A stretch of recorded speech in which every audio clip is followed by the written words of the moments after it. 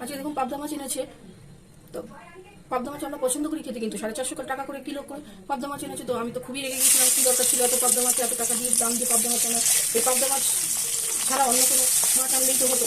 এছাড়া তুমি খাসির মাংস নিয়ে আসতে পারতো। আমার ছেলে খাসির মাংস খুব পছন্দ করে, কিন্তু কী করবো, এনে ফেলেছি, কিছু করার নেই। এখন পাবদা মাছগুলো ভেজে নিচ্ছি, তারপরে এক এক করে মশলা দিয়ে মশলাপাতি দিয়ে এবার পাবদা মাছের ঝোল করে নেবো। পাবদা মাছগুলো ভাজতে বসে গিয়ে এক এক মশলাগুলো আমি নিয়ে নিলাম। জিরে গুঁড়ো, লঙ্কা গুঁড়ো, হলুদ গুঁড়ো, ধনে গুঁড়ো, এই মশলাগুলো একসঙ্গে গুলে নিলাম।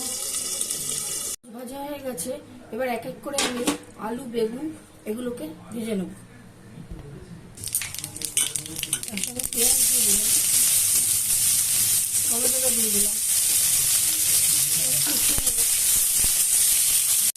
পেঁয়াজটা হয়ে গেছে।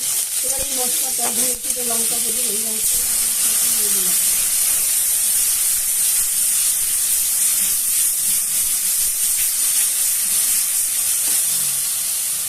মশলাটা কষানো হয়ে গেছে, আমি একটু জল দিলাম।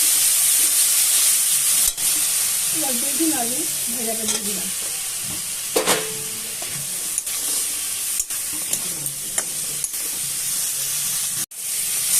জল দিয়ে দিলাম। এবার আমি চাপা দিয়ে দেবো। দেওয়া হয়নি, এবার নুন দিয়ে দিলাম আর 4টে কাঁচা লঙ্কা দিয়ে দিলাম। এবার ঢাকা দিয়ে দিলাম। এবার আমি ঢাকনাটা তুলে ফেললাম। ঢাকনাটা তুলে মাছগুলো দিয়ে দিলাম, মাছগুলো সব দিয়ে দিলাম।